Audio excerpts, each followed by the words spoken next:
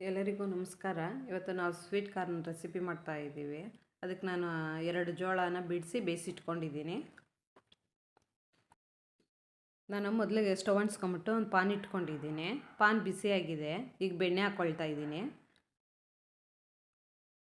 ಈಗ sweet corn ಸೇರಿಸ್ಕೊಳ್ತಾ ಇದ್ದೀನಿ. ಬೇಯಿಸಿಟ್ಕೊಂಡಿರೋ ಸ್ವೀಟ್ ಕಾರ್ನ ಸೇರಿಸ್ಕೊಳ್ತೀನಿ.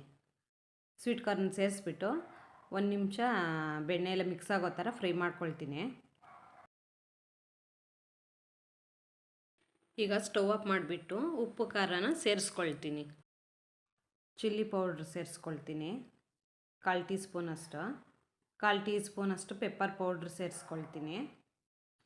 1/4 ಟೀ ಸ್ಪೂನಷ್ಟು ಉಪ್ಪು ಸೇರಿಸ್ಕೊಳ್ತಾ ಇದ್ದೀನಿ.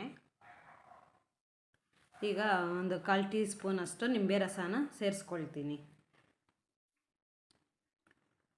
ಎಲ್ಲ ಹಾಕ್ಬಿಟ್ಟು ನೀಟಾಗಿ ಮಿಕ್ಸ್ ಮಾಡ್ಕೊಳ್ಬೇಕು.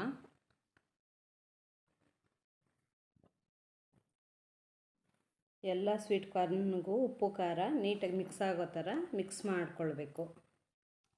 ಮಿಕ್ಸ್ ಮಾಡಿಕೊಂಡ್ರೆ ರೆಡಿ ಆಗುತ್ತೆ ಇದು. ದೊಡ್ಡವರು ಚಿಕ್ಕವರು ಎಲ್ಲ ಇಷ್ಟಪಟ್ಟು ತಿಂತಾರೆ. ತುಂಬ ಚೆನ್ನಾಗಿರುತ್ತೆ ಸ್ವೀಟ್ ಕಾರ್ನು.